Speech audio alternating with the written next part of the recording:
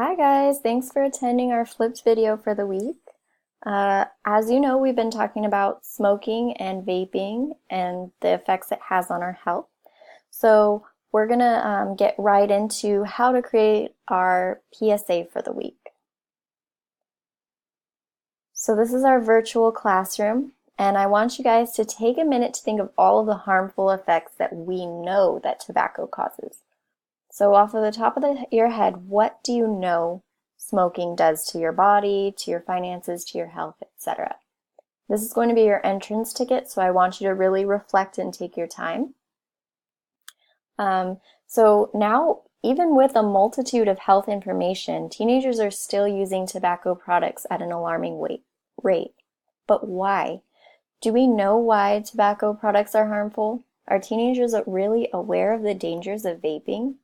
Can we minimize the amount of teens that use tobacco products, including e-cigarettes or vape pens for that matter? Those are today's questions to ponder. We're going to be looking into the risks and downfalls that are associated with smoking and vaping.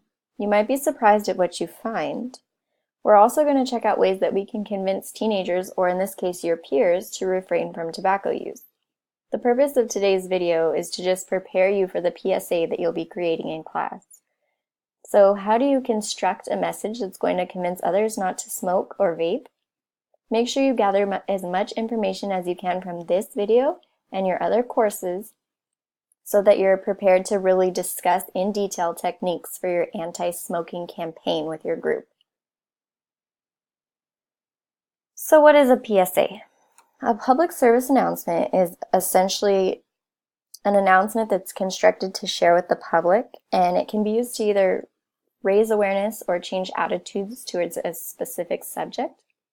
We're going to discuss what it is so you can have a good foundation for when you build your own and for your brainstorming purposes.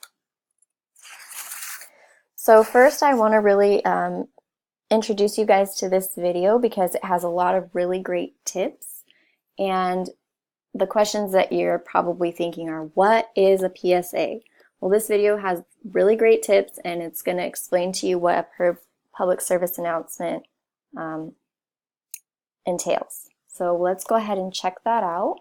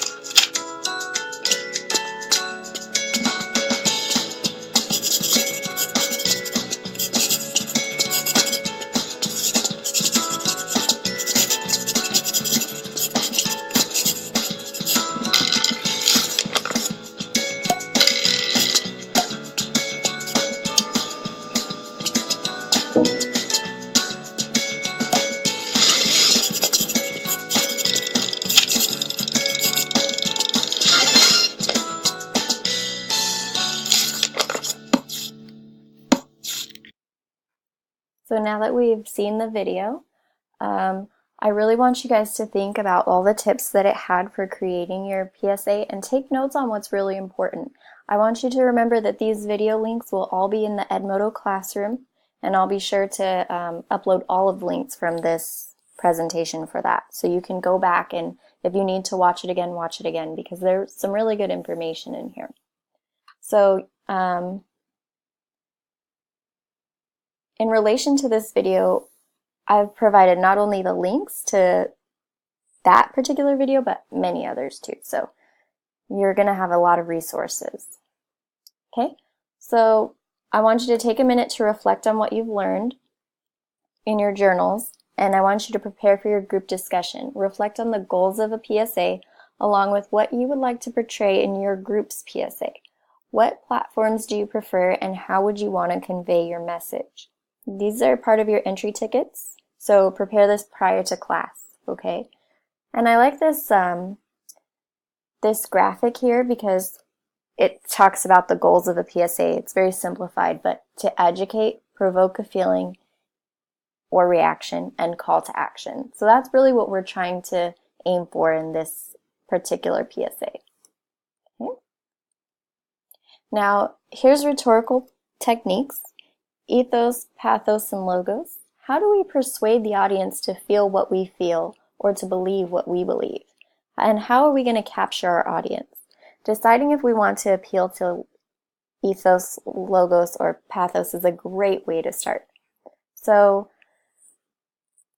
I want you to think about how you want to address your audience. I have a really great video here, and it explains the roles of each of those things. So let's go ahead and get into that.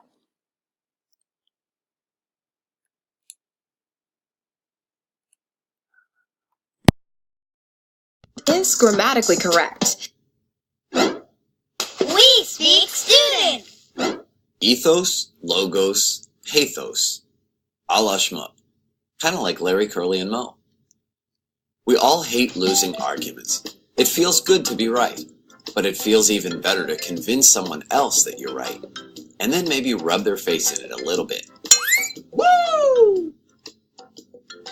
What if you had a bag of tricks that you could go to anytime you felt someone needed a little persuading?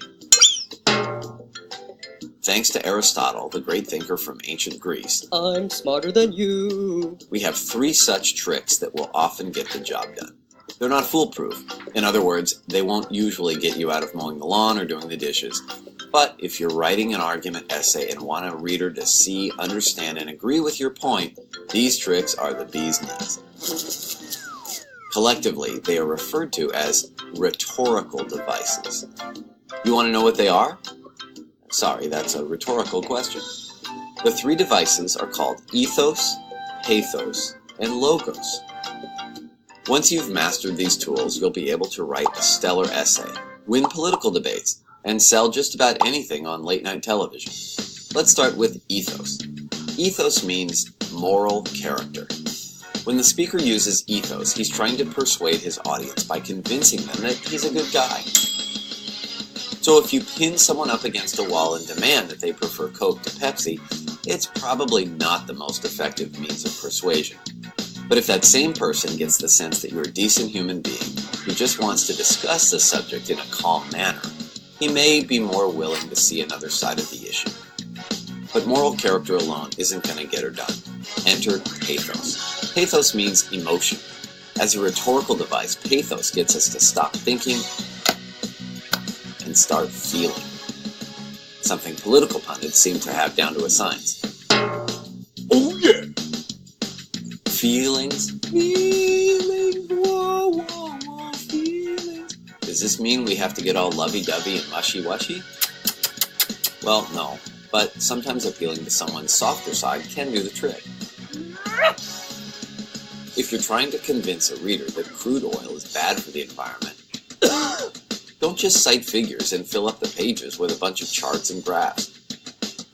Talk about the animals that are affected, Bambi, and often killed when there's a spill. It will only help your case if you can get your reader to cry over spilled oil. And then there's the 3rd and final rhetorical device, logos.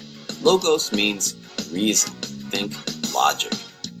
Here is where all those aforementioned charts, graphs, and figures come into play. But it's also about explaining to your reader in clear and concise terms why they should logically agree with your point of view. It's about providing concrete evidence to support your claims.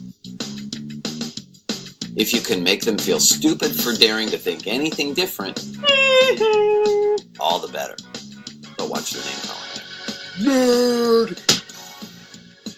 So when writing an argument essay, don't set pen to paper without the big three in your corner. Ethos, meaning moral character, pathos, meaning emotion, and logos, meaning reason. You may also want to use Oreos, which won't add anything to your argument, but they sure are delicious.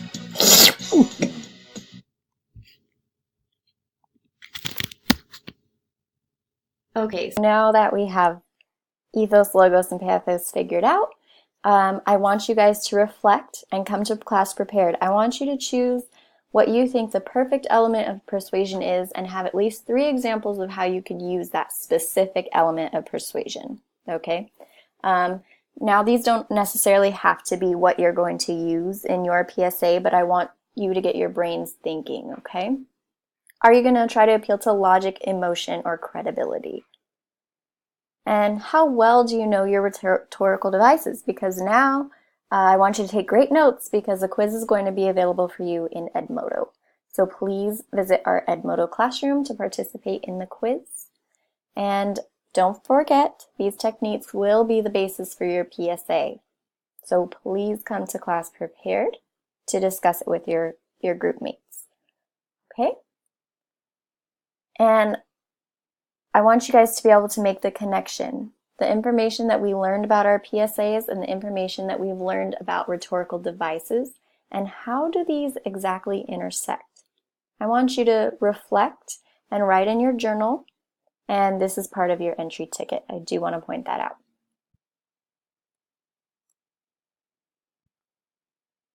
Okay, and be sure to check out Edmodo for more references, and hopefully this lesson has given you the tools that you need to begin your PSA for a non-smoking world.